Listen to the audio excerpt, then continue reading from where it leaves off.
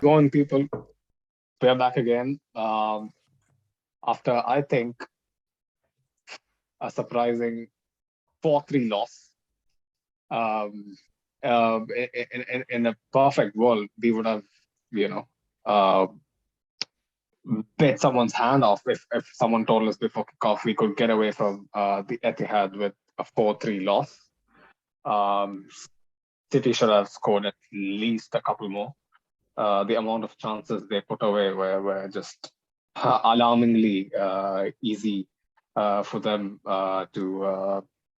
They literally had the space and freedom of the entire pitch to pick us off, which was mad. But we are back again. We are joined by Hoke and Farouk, uh, who, like me, would think ourselves to be lucky to still be in the tie. Um, I'll come to you, Hoke, first. Um, Yeah, we for should, we me, should the start thing with the is lineup. like, Just start with the okay, lineup. So okay.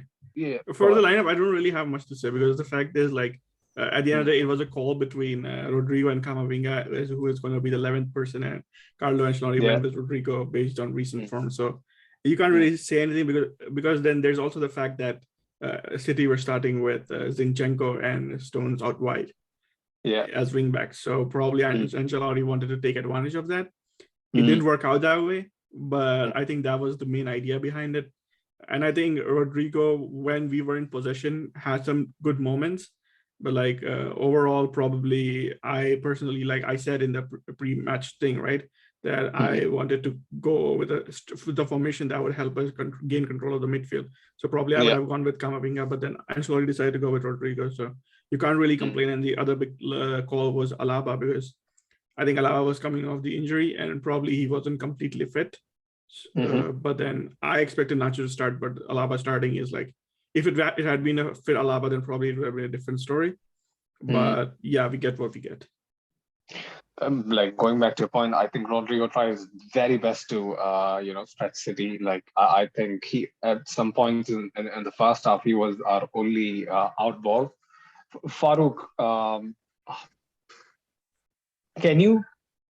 It is the fastest goal in the Champions League semi-final. Is it acceptable to switch off 90 odd minutes after kickoff? Man, it's even if it's in the 90th minute, even if it's the 120th minute after extra time, like that's man, I don't know what to be honest, like I'm no football expert, as I said in the group, but the point is Mm, that Mahrez mm, should not be drifting in that easily. And yeah. we've discussed this a lot of time. You can't allow the attacker to get goal side of you when the area ball is being played in. Like Mm, Carvalho, just I don't know what happened. He just switched off, and to be honest, credits to KDB as well. It was a really, really brave header. Like, cause like Carvalho just swung his boot to it lazily, and yeah. KDB just came in with his head, and it was 1-0. But I felt, to be honest, like even from the initial cross, like when Mahrez was gliding, and it was like just people were pretending to be defending, man. Like there's this kind of thing where you're at work and you just try to be pressing your keyboard so your boss thinks you're working, but you actually know you're not doing anything. So it was just that kind of situation, in my opinion, man. They were just pretending to be defending, just to say that, okay, these guys are not doing anything. So to be honest, like it's not acceptable at this level of football, to be honest. I think personally that Real Madrid are notoriously slow starters. So in the first minute, they probably weren't expecting City to come with that intensity.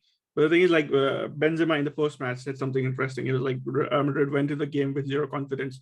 I think in the first 10 to 20 minutes it showed.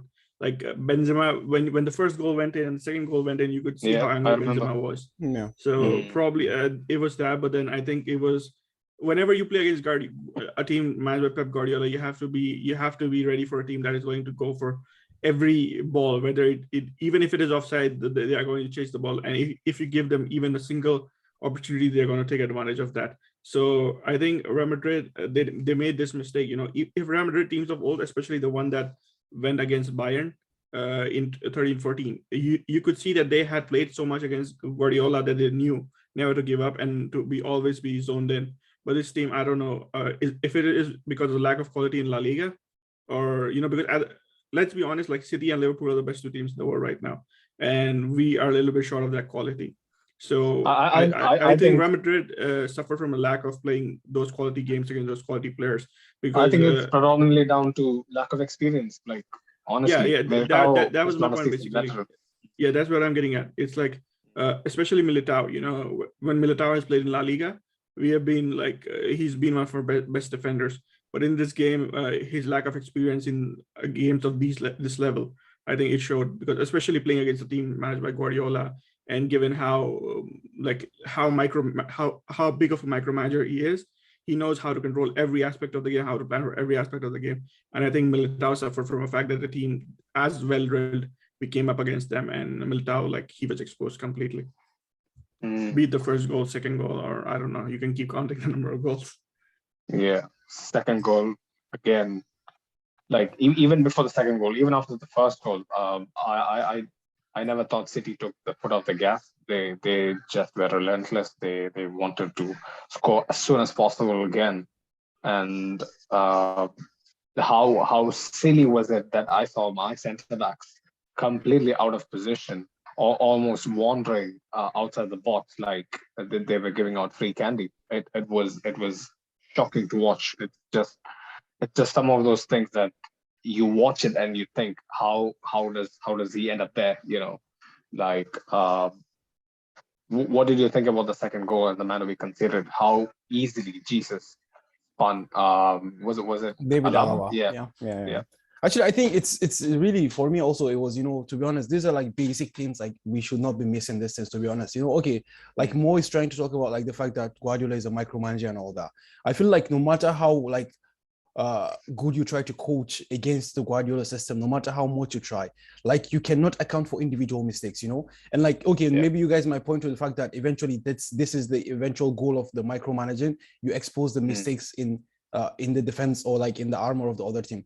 But the point is, like, to be honest, like this is such a basic thing that no coach can account for this. And the point is that David Alaba should be getting that ball every day, every time. So that's the point. Like, I don't believe that actually there is any kind of, because the thing is that it was just a ball that was played into Jesus, and Jesus literally just brushed off David Alaba from the, it wasn't like there was an intricate play there that actually a breakdown of the passes and they bypassed anything. No, it was just, as you just said, like Militao in no man's land, David Alaba just non-existent, in this situation. So I feel like you're already playing against, as you just pointed out rightly, like one of the best teams in the world, if not the best team in the world. You don't have to give them, these candies. Actually, giving them extra candies just, makes your job much more difficult, in my opinion. But I just felt really for the first two goals, like they are just things that we could have done without. And to be honest, like I really don't care whoever was playing in the midfield or lack thereof, like anywhere in the team. Like those goals, I felt like were just things that, yeah, we just shot ourselves in the foot. I would say, like there were no any tactical relations to anything, just basic errors that happened. That's another recurring theme that I've seen with this generation of Real Madrid, is that in some games, if we don't have enough time left to recover, especially the beginning of some games, if it goes left, it just goes south. It just goes all the way down the drain. It never seems to regenerate our players, or just switch them on, or shit, like I gotta really step up now. And even after City took a 2-0 lead, they had a plethora of chances to put the entire tie to bed. The most significant one, which Mahrez was 1-on-1, and he could have just put a 5-yard side foot pass into the path of Foden. Was it? Yeah, who could have tapped it home? Yeah, it was Foden. It was the easiest decision to make, but he thought he must shoot myself, and he put it into the side netting. Thanks for us. Okay, in your opinion, why do you think our defense never tends to learn, especially in these crunch tight matches? I mean, especially when we are under pressure, I think that the defense is like, be it inexperience or whatever. The thing is, like these guys, they tend to, let's say, they tend to get a lot offensive, over offensive, and they exposes in these spaces. And when you're playing against a Guardiola team, you have to be ready to the fact that they are going to exploit. They're going to press the line. They're going to push your line. They're going to play balls over the top, behind, in the back, and play those through balls that they're going to chase down to till the end of the earth. But this team, for whatever reason, is not ready for that. And I think this was exploited by Xavi when we played against Barcelona in the Classic as well, because he used something similar, wherein he exploited the fact that our defenders didn't know how to stay disciplined, how to maintain a line, and they kept moving forward. I was talking to my brother before we started recording this pod, and he made an interesting observation. He said that our center backs were playing as if they were full backs playing center backs.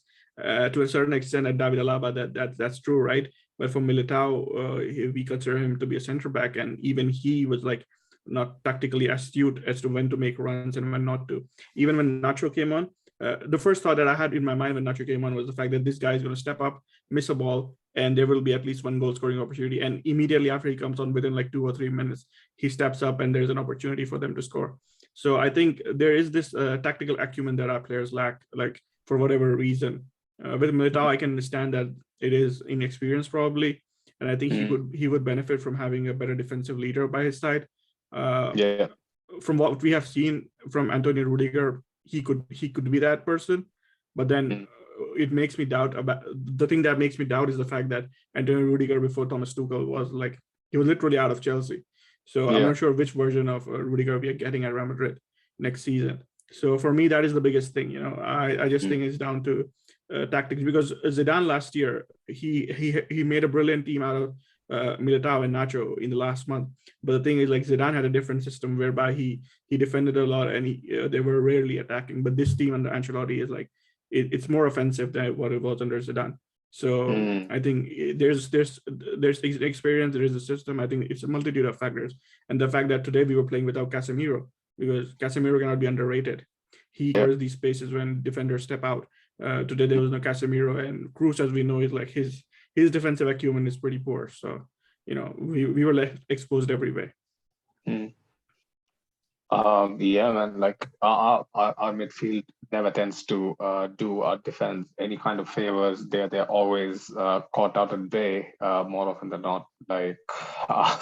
Like before the pod, how you mentioned that I always bring up the lame excuse of these guys lack legs. I mean, in my eyes, that is the root problem. But yeah, you could argue that there are so many factors to which how our midfield can't cope with such an intense press. But after being 2-0 down and basically clinging on to our lives, somehow these group of players, I don't know how, don't ask me how, they managed to stay in the game. And a normal 50-50, Modric somehow manages to nick it, and Ferland Mendy puts in a brilliant cross to Benzema, who side-foots it into the net first time. That kind of gave me a lift, at which point I thought there was no light at the end of the tunnel. That was a real big turning point, even though we were very vulnerable after that, but that goal summed up the fighting spirit we always tend to show in these big matches. How good was Karim, Farouk? So actually, I was gonna say something actually to counter this. Maybe it might be something controversial, but actually, I feel like the ball from Mendy wasn't a good ball, to be, in my opinion. I felt it was Benzema making the most of what you could make of it. To be honest, I feel like because you could actually even see, like, just before the goal there was a corner kick where he actually didn't even wait for Cruz to come. He just took the ball. I think he just dropped it down. I think he passed it through Rodrigo gave it to him back, and it was a cross. And I think it was David Alaba who missed the header or something like that. So that's the thing, man. Flicking header. Exactly, a flicking header. Like, this is, and you could see actually after the 2 goals, like, he was just complaining and moaning and all this. Like this is we talk about the lack of experience, across the back line, and except for Dani Carvajal, obviously. You talk about, the lack of experience, and you see, like, this is a seasoned warrior, man. This is he's a seasoned champion, man. He's been there, he's done it, he's seen how it's done, So, like, it makes his blood boil, man, to be honest. So, sometimes, as I say, like, talent is not enough. You need that passion as well. You need that commitment as well. So I feel like, that's just the thing, with Karim Benzema at this point in time. Like, it's no longer, he's a very talented player, but, like, I think the passion, he has for wearing the white jersey, like, it's undoubted. It cannot be questioned. Level of commitment it has.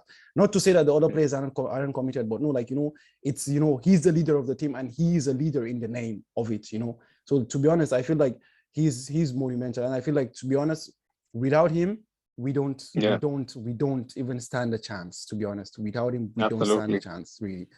And to be honest, like, you might think that, okay, you're giving all the plaudit to just one guy after it's a team game, not a, an individual game. But to be honest, like, I just felt like by watching this game, it was just so obvious that, like, without Karim Benzema, I feel like with any other striker, like, with all due respect to even the Mo Salahs and the Lewandowskis, I feel like with what we're playing currently right now, even with them, we will still be like, we will be way out of this tournament, to be honest. So, like, you can just, like, words cannot quantify, like, what Karim Benzema brings to this team, to be honest.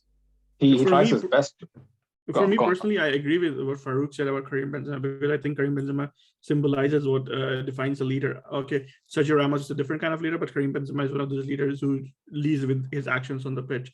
But apart from that, even coming back to your point about how we got back into the game, I think it wasn't more that we got back into the game, it was more that City let up. They started being conservative after they raced to a 2-0 lead to, I don't know, maybe conserve their stamina and stuff. So that was what allowed us to, come back into the game. And that gave us a chance for, that gave us a loose ball for Modric, because if City were playing with full intensity, there's no way that Modric wins that 50-50. I think we all can agree on that. But the fact that City's intensity dropped, that's what allowed us back into the game. And then once you give Karim Benzema even half a chance, you know that he's going to take it. That's the kind of form he is in, because I remember reading on Twitter something. It's like this form of Karim Benzema is the closest thing that we have had to Cristiano Ronaldo ever since he left. Because Cristiano Ronaldo, whenever he played, you knew you were going to go with a goal up. But and with Karim Benzema, you're at least going to get a goal, because somehow or somewhere he's going to find a goal. So I think that's how much Karim Benzema means to this team right now. So just before we move on, like, I just wanted to add to Mo's point. The point is that any team which plays with such high intensity cannot keep up this intensity for 90 minutes, no matter how fit they are. Even like Liverpool or whatever, like, they play for like, actually, if you notice what happens with Liverpool is that, like, in 15-minute spells, they score 3-4 goals, and then the remaining 40 minutes they just cruise, and then go for another 15-minute spell, like, get 2 goals, and that's just how it flows. So I feel that's how it is, in all these games. Like, it's obviously like, yeah, you have to give credit to City. Like, if they step up the intensity, we can't match them. But I feel like it's also logical to actually withstand the storm. As they say, the calm after the storm, rather, not the calm before the storm. You just have to wait for that calm after the storm and be able to pick your moments, because that's just it. We can't fight. Actually, that's why, like, I choose not to get into the debate about the fact that our midfielders have leg or they don't have leg, because I personally felt like even before the game, I had accepted that. Actually, if you could see in the group, I was saying to Snake, like, even if you're nervous before the game, what's going to happen in the game? Because already I accepted the fact that it's going to be like a massacre in the midfield. It's going to be like boys against men in the midfield, because that's just it. Unfortunately, you can't ask Modric and Kroos to, especially in the absence of Casemiro, to withstand this. Like, you just have to, just hope for the best. That's just it. Like, so I wasn't, going in there and expecting, Kroos to put up a defensive masterclass or like evading press, like, I don't know. So that wasn't just it. So just, as I said, just, we just have to withstand that and wait for the calm after the storm, in my opinion. So that's just it.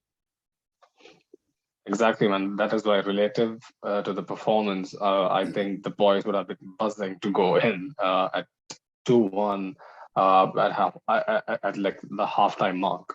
But as soon as they came back out, City were on them. City were on the case. They just knew that they had to get the next goal, and they did.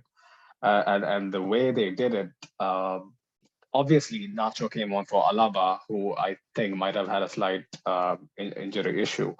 Hoke had mentioned it in the chat, like he alluded to earlier, that how he predicted Nacho would be found wanting again. And exactly right on cue, he completely misses out. And was it Foden, right? Foden gets a free header to knock it past Debo. I think it was Militao, not right? Wasn't it Militao? Or was it Nacho who missed out? I think it was Militao who missed out on Riyad Mahrez, right? Or no? For me, the bigger problem was the fact that there was nobody who was tracking the run of Foden. Yeah, that for me was the biggest issue. Yeah, because like Foden like literally had a free header in the box. So and coming in from the deep, I think somebody from the midfield should have tracked that run. And then just to finish my point, it's like I think that was that was when we were missing Casemiro, because Casemiro puts out fires for us, and these are the fires that just went unextinguished for us today. To be honest, I felt like these guys actually did their homework, and they knew that like we were vulnerable like with the area balls. Even you could see with the first goal, like they just, it was a runner who came in. I think even for the Foden goal, it was something similar. So I felt, they had done their homework, and even if Militao was on him, he most likely still would have scored. I just felt, I don't know. So it's just. I think if he had gone with an extra man in the midfield, like let's say Camavinga, I think somebody would have tracked that run, because when Camavinga came on, he defended like those half spaces that I was alluding to earlier in the group chat. Because Cruz is somebody you do not expect to defend half spaces, because let's be honest, even in his peak, he can't do that. So Camavinga is somebody who probably doesn't do that at the level of Casemiro, but he's someone who has a little bit of a defensive acumen compared to someone like Cruz. So I think when Camavinga came on, he was defending better in half spaces, and our defense as a unit did improve.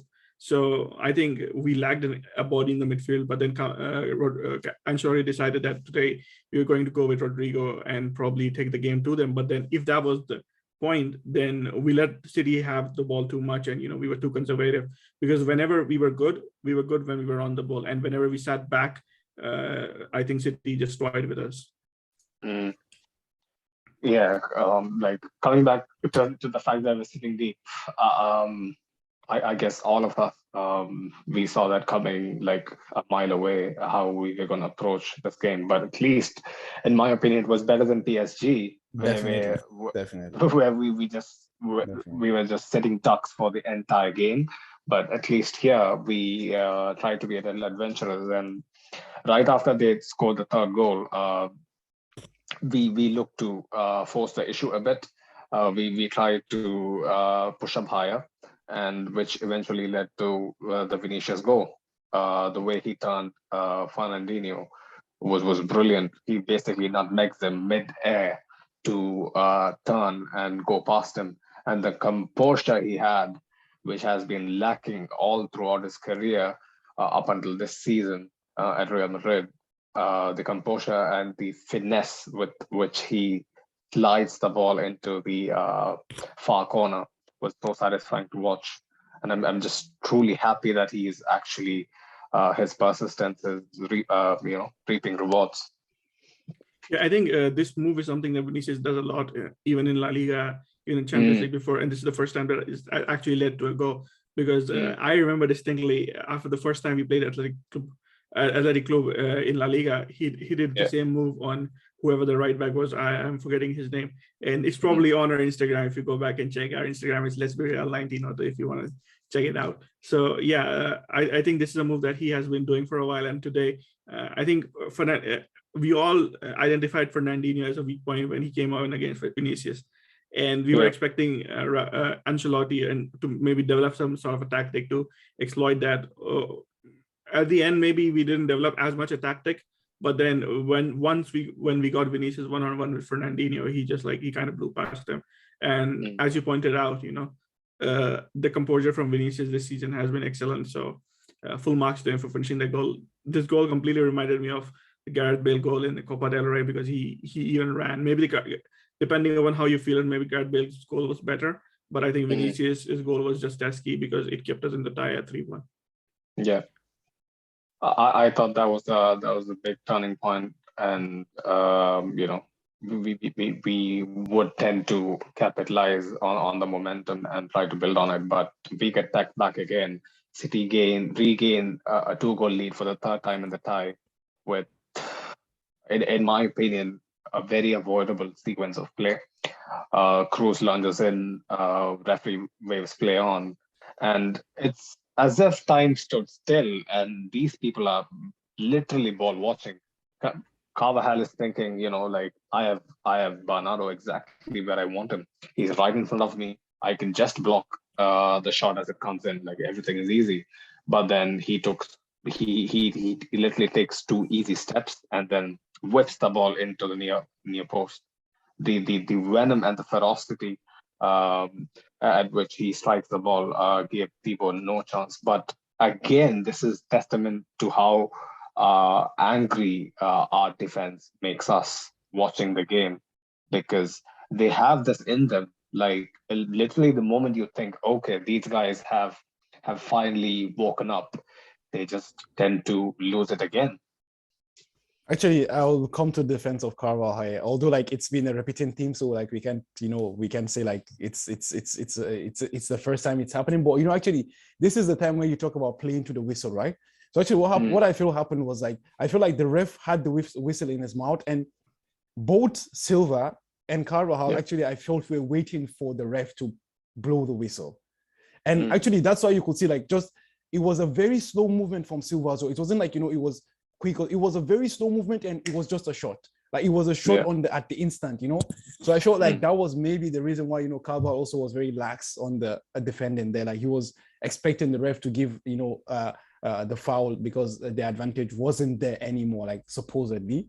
But unfortunately, he apparently was there. It's a fantastic shot. I agree with Farouk. I think these are my thoughts exactly. But I just think that the referee played advantage when he realized that Bernardo had the ball in the box at his feet with a short opportunity. And I think while we can sit and criticize the defending from Carvajal, I think we also have to give credit to the fact that finish from Bernardo was exquisite. It was something really special. Definitely. And if Bernardo had scored that goal for Real Madrid, we would be sitting here and praising him to the end of days. So I think that was an incredible goal. While you can criticize Carvajal for not playing to the whistle, I think that finish from Bernardo was like something really special. Yeah, definitely. They go 4-2 up, and I literally at that point I can't watch the game because I'm thinking to myself. Like I was tweeting away on Twitter, and somebody wrote that okay, this is the time when Madrid should do that thing where Man City scored the goal and then we score the goal back. So, and given how the play was going, I wasn't expecting it. But then somehow, Camavinga gets fouled, we get a free kick, and that free kick leads to a handball, and we get a goal. And when Karim Benzema walked to the penalty, I was literally scared to see what was going to happen. Because what happened, I had no confidence. Yeah, I had no faith. Okay, I wouldn't call it PTSD because it's just a week ago, but I had something similar to a PTSD because I was scared about what would happen, what would the result be. And then this guy steps up and scores a Panenka. I mean, come on. This is the guy who has missed 2 penalties in the previous game, and he comes up and does a Panenka. That's something, that's something only players with a special amount of confidence can do. Like if I was in place of Benzema, I'd probably miss that. Obviously, that's the sign of that batch of players who won the three-peat. When we can all recall how they weren't the most brilliant teams to have, won Champions Leagues. But there is that trait in them where when you're cornered, when your back's out against the wall, it's then when you find that moment of innovation. And I think Benzema would have been playing mind games with his own mind, recalling how he missed 2 pens to the left. He had missed a pen to the right earlier in the season. Yeah. So he thought, I should do something. I should improvise here. And Ederson didn't stand a chance. So actually, I was wondering though, like, okay, firstly, let's point this out. Like, Mo is such a Camavinga fanboy. He can't just say we won a free kick. He has to point out that Camavinga won the free kick for us to get the penalty. Wow, guys, let us breathe, man. Let us breathe. Let us breathe. Anyways, long story short. So I was actually wondering this, right? So like the ball touched the head of, I think it was Laporte, right? Yeah, Laporte, and then his arm, right? Yeah. But like, isn't that supposed to be like not a penalty? Like, or did I misunderstand the law or something? Come on, Farouk. For me as well, when I first saw the replay.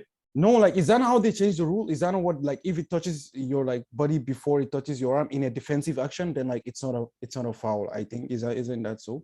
I don't know. First of all, I think when it touches your body and then goes onto the ball, is not a penalty. But the thing is, like, when I was watching this play, that was the first thing that came into my mind. Is like, okay, it touches his head before it touches his hand, so it's probably not going to be a penalty. It's going to be overruled. But the fact is, there's something that the commentators of the broadcast I was watching said that I probably it is not something that makes complete sense to me. But they said that the time difference between hitting the head and then the ball looping and hitting his hand, it hit his hand late, which is why it was a penalty. It doesn't make sense to me, but that's what they said. So I don't know. Wow. So the reasoning might be that he had enough time to think, oh shit, it's gonna fall on my arm. I should give it away. That was the reasosoning. That's interesting. Anyways, that's good for me as well. That was interesting. That's how it goes. I'm not even sure how valid this is because let's be honest, even the commentators aren't the best guys to know football rules from. But yeah. Yeah, that's true too. You're watching CBS, right? Yeah, Peter truly CBS. has been covering football for over 25, 30 years. I'm pretty sure he knows his But you shit. know, But if the football rules, they're constantly changing, and half the times they don't even know the obviously, rules. yeah. Exactly. Yeah, Yeah. that's the thing. That's the thing. Because even this head to body thing, like it's a new rule, if I'm not mistaken, actually. Like it's not been Yeah. there forever and ever. Like so that's why maybe I don't know. But anyways, yeah, the policy was, and it was a penalty, and it was a fantastic goal indeed. Oh, I was waiting for the Karim Benzema hat trick. Yeah. 3 hat-tricks in as many ties, right? We actually many had this knockout conversation ties. just before the game. We were like, we had the starting lineup graphic made up, and Sunil was like, this guy, the graphic is like he's celebrating, and you know, like we hope that he celebrates 3 times today. But I guess that the graphic counted for once, and Benzema only scored twice. So maybe next time we will probably not put Benzema celebrating or something.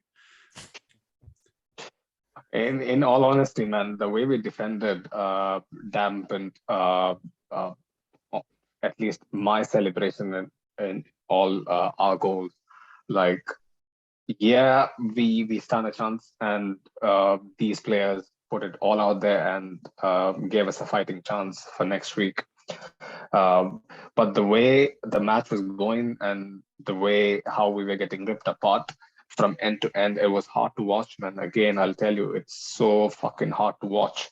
The amount of chances they missed.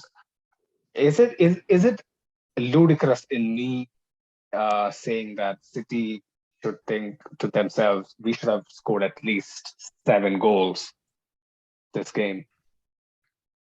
Yeah. Okay, there's this funny thing, all right? I read on Twitter again.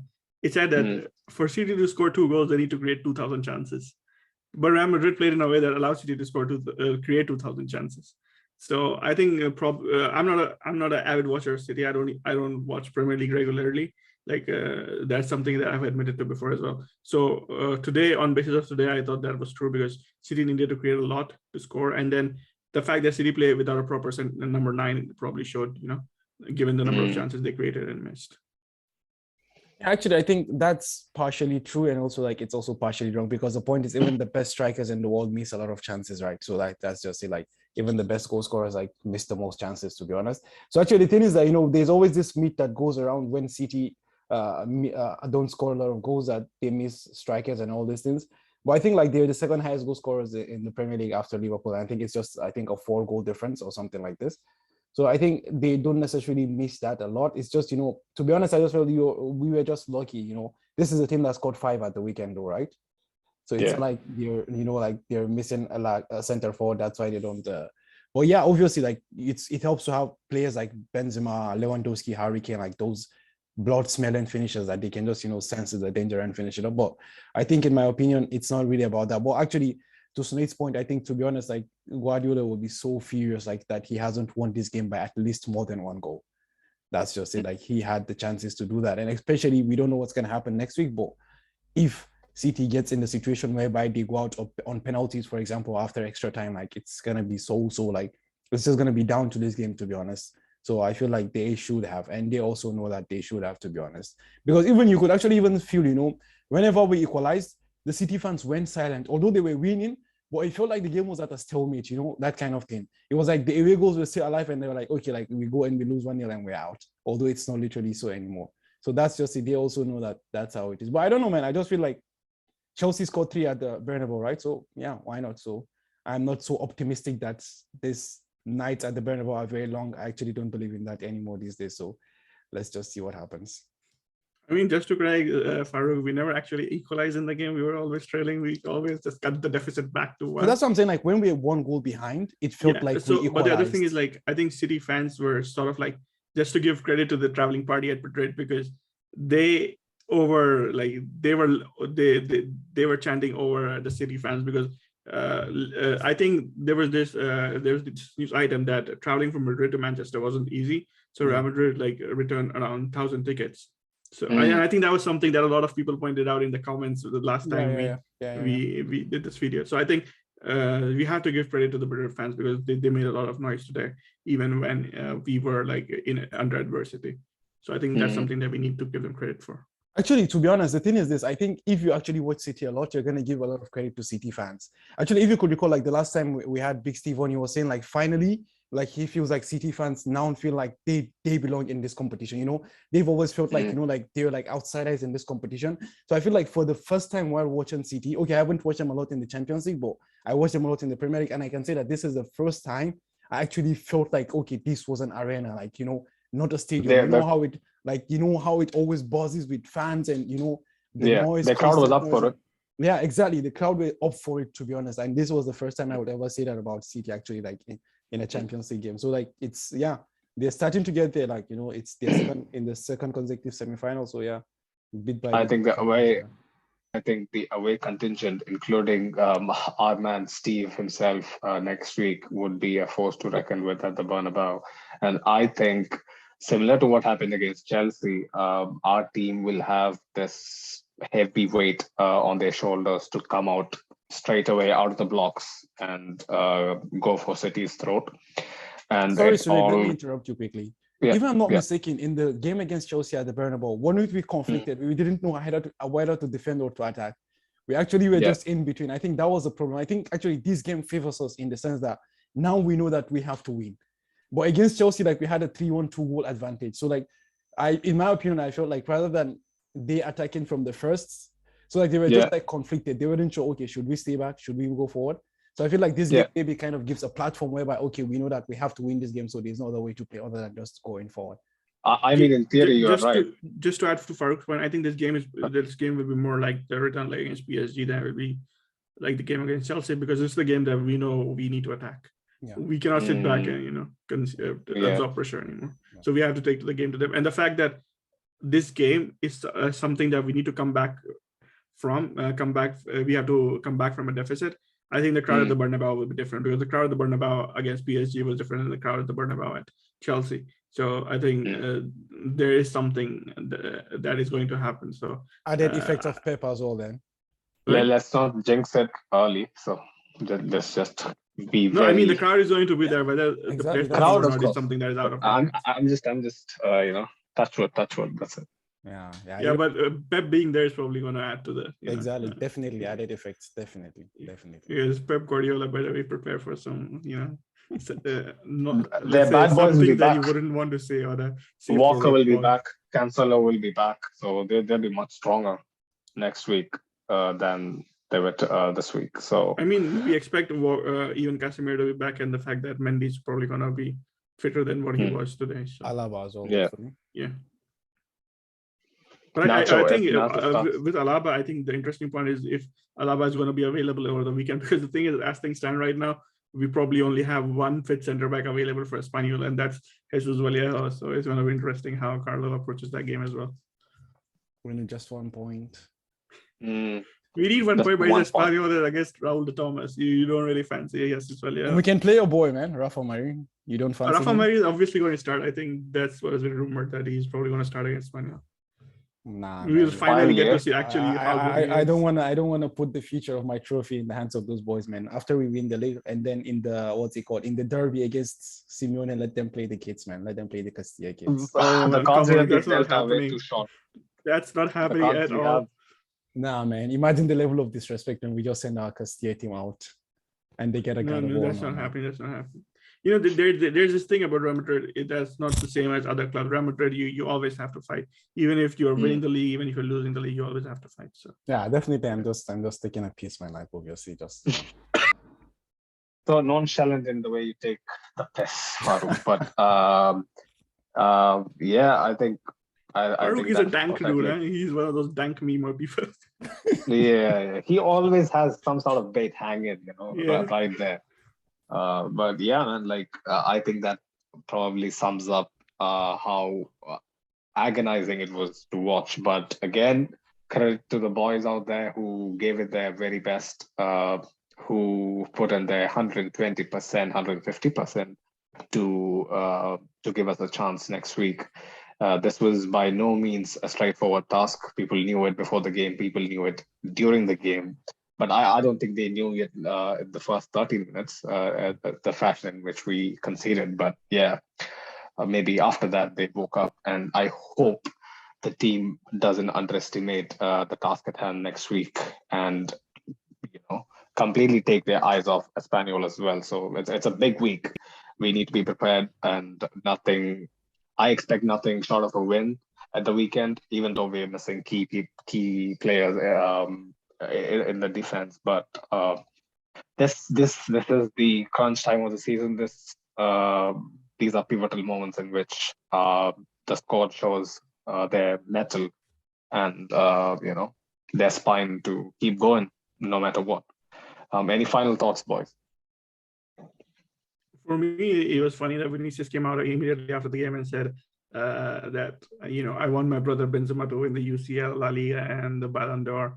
So yeah, I'm expecting a good performance in the return leg. But then, okay, I want to say something, but you're probably going to be scared about the jinx, so I'm just going to keep my mouth shut. No. Keep it to yourself, bro. We're good. Farouk. Yeah, for me, actually, I just want to, reiterate that the fact is that, okay, like we lost the game and, we criticize some things, but actually, I think we should give credit, as Sunin pointed out, like it's not easy, really, like, just being one goal down against City, like literally the best team in the world, pressing monsters, it's no mean feat, really. Like, credit to the boys, as Sunin said, at least we have we have more than a fighter's chance in the next in the next game. So hopefully, man, hopefully it's a good game as well. Yeah, I just want to add like a couple of things. The fact is, like, Benzema finally surpassed Messi as the player with most he's not the player with the most goals in semifinals, but he surpassed Messi. Now he has 7. I think Lewandowski also has 6 or 7 or something. Of course, Ronaldo is like all the way out there with 17 or whatever number of goals. But then he also I think now he has like 13 or 14 goals in the season's Champions League. So 14. I think he's etching. Yeah, he's etching towards that Ronaldo record of 17 goals.